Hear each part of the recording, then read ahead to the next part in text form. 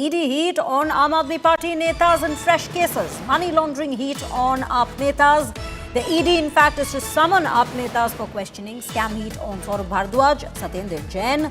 Troubles for the Aam Aadmi Party and its leaders seem to be increasing. ED registered 3 new money laundering cases. Remember, we already have the Liquorgate scam that's currently being investigated into in association with all these leaders. ED has registered money laundering cases in 3 different scams that happened during Aam Aadmi Party's government in Delhi. The ECIR registered in hospital construction, CCTV shelter home scam. These are 2 that's being named. ED summons may in fact soon be sent to big Aam Aadmi Party leaders for questioning. This is what we are picking up at this given point.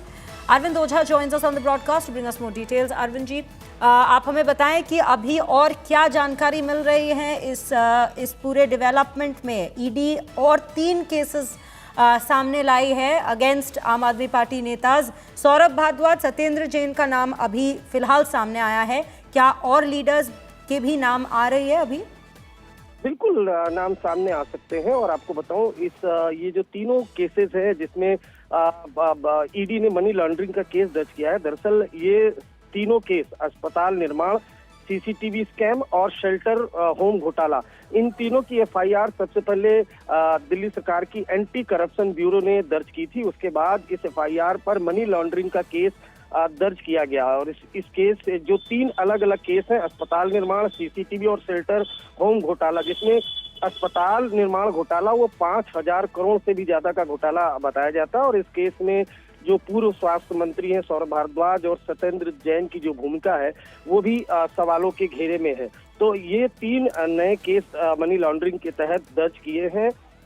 ACB ने पहले FIR दर्ज की थी, उसके बाद ED ने money laundering का case दर्ज किया है।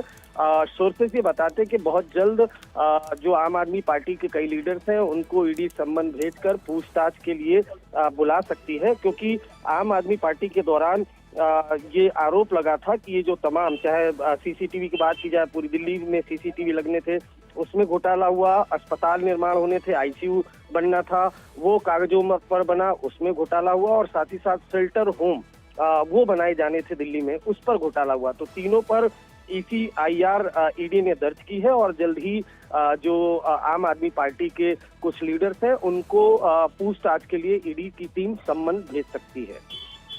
जी अरविंद, हमें ये सारी जानकारी देने के लिए बहुत बहुत धन्यवाद। Well, those are the details we're picking up in terms of what the cases were, what are the preliminary details that have come to light as the ED continues to investigate, and the heat seems to be on 2 leaders as their names have come forward, Saurabh Bhardwaj and Satyendra Jain. More names may be added to the list as the investigation continues.